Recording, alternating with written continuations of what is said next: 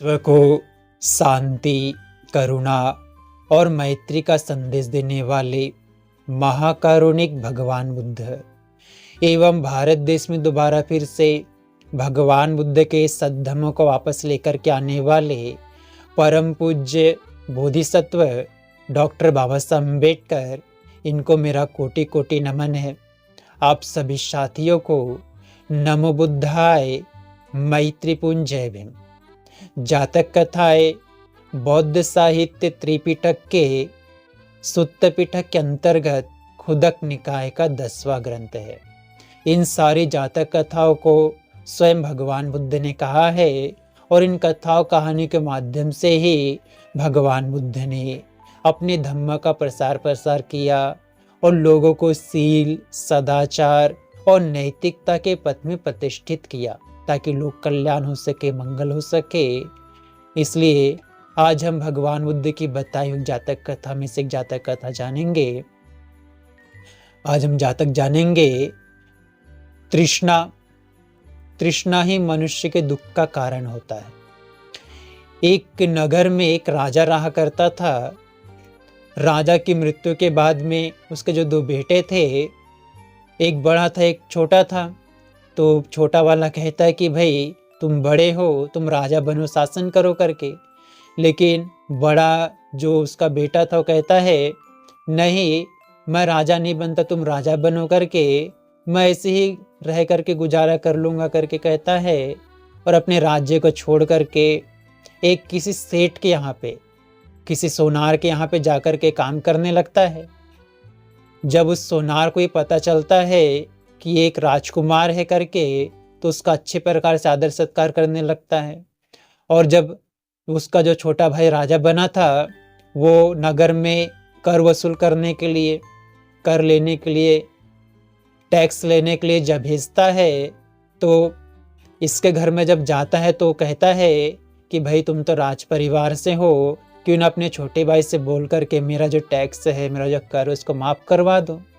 तो कहता है ठीक है, मैं एक पत्र लिख देता हूँ। पत्र लिख करके कहता है भाई मैं अमुक सेठ के यहाँ पे हूँ, आप इसके कर को, इसके टैक्स को माफ़ कर देना करके माफ़ करवाता है।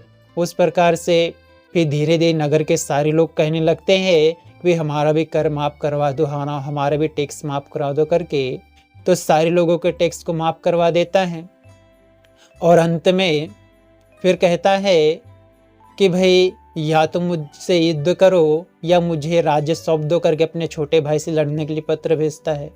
तो छोटा भाई सोचता है अरे मैंने तो पहले इसको कहा था कि आकर के राजा बन, शासन करो करके, लेकिन अब ये राजपाट पाने के लिए मेरे से युद्ध करना चाहता है। तो कहता है युद्ध की जरूरत नहीं है, तुम आओ और राज्य करो, राजा बनो।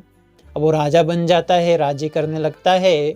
इस बीच में कोई एक बनते वहाँ पे आते हैं।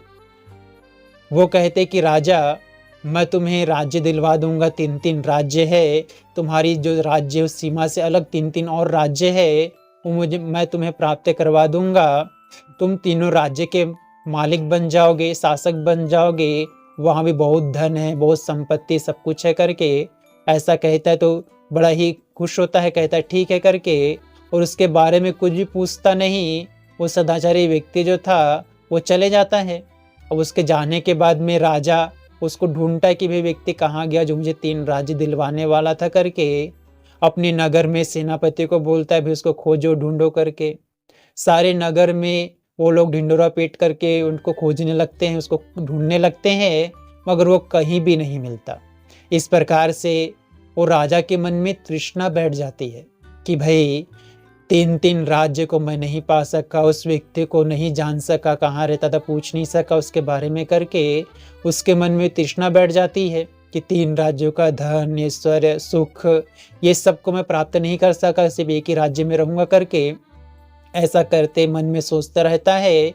इसके कारण बीमार पड़ जाता है, काफ़ी बीमार पड़ जाता है, उस विचार के कारण ही बीमार पड़ जाता है। और बहुत सारे राजवैद्य आते हैं, बहुत सारे चिकित्सक आते हैं उसका इलाज करने के लिए, और उसकी बीमारी ठीक ही नहीं हो पाती है। इस बीच में एक युवक जो सीलवान सदाचारी था, वो नया भी शिक्षा सीख करके, चिकित्सा की शिक्षा सीख करके आ रहा होता है। तो वो कहता है कि मैं राजा की इलाज कर दूंगा करके। तो राजा कहता है इतने सारे बड़े बड़े वैद्य आकर के मेरा इलाज नहीं कर सके, वो क्या इलाज करेगा करके। फिर कहता है एक बार देख तो लो, इलाज कर सकता नहीं करके। अब बुलाते हैं उसको। आने के बाद में कहता है, राजन तुम्हारे दुख का कारण क्या है, तुम्हारे रोग का क्या कारण है। तो कहता है भाई तुम इलाज करो, तुमको रोग के कारण से क्या करना है। तो फिर वो कहता है भाई जब तक रोग का कारण ही पता नहीं चलेगा तब तो उसका इलाज कैसे होगा। तो कहता है ठीक है, मुझे एक सदाचारी व्यक्ति ने आकर के कहा था कि मैं तुम्हें 3 राज्य दिलवा दूंगा, लेकिन बाद में वो कहाँ चला गया पता ही नहीं चला और मैं उसको ढूंढ ही नहीं पाया, इसलिए 3 राज्यों को प्राप्त ना कर सकने के कारण मुझे दुख हुआ और उस दुख के कारण ही मैं रोगी हो गया, ऐसा कहने लगा। तो कहता है ठीक है, एक बात बताओ राजा, अगर 3 और राज्य तुम प्राप्त कर लोगे तो क्या एक समय में 4-4 थाली भर के खाना खा सकोगे। कहता राजा भाई नहीं खा सकूंगा। कि एक समय में 4-4 बिस्तर में सो सकोगे। कहता राजा नहीं सो सकूंगा। तो एक समय में क्या 4-4 जोड़ी कपड़े पहन कर घूम सकोगे। कहता भाई नहीं घूम सकूंगा, नहीं पहन सकूंगा। तो कहता है कि तृष्णा ही दुख का कारण है तुम्हारे, अगर तुम इस तृष्णा को त्याग दोगे और अपने मन को संतुष्ट रखोगे कि जितना भी उसमें खुश रहोगे इसमें तुम्हारा मंगल होगा, तुम्हारा कल्याण होगा करके।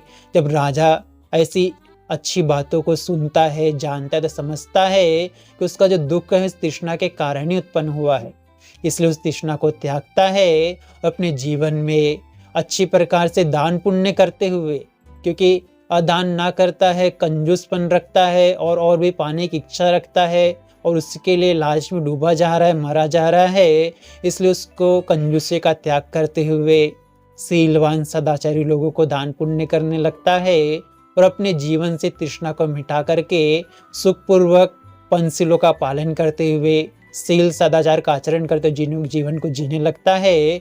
और इस प्रकार से उसके दुख का और उसके रोग का अंत हो जाता है। वो हमेशा सुखी रहता है, स्वस्थ रहता है, खुश रहता है। इसलिए तृष्णा का मनुष्य को त्याग कर देना चाहिए, ऐसा ही भगवान बुद्ध कहते हैं।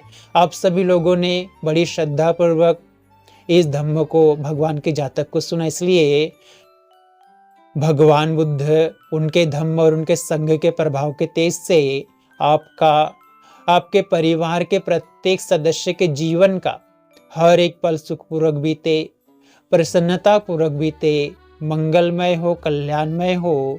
आप सबका मंगल हो, आप सबका कल्याण हो, आप सभी सुखी रहे, स्वस्थ रहे, खुश रहे, सबको सुख, शांति और सुकून प्राप्त हो जाए।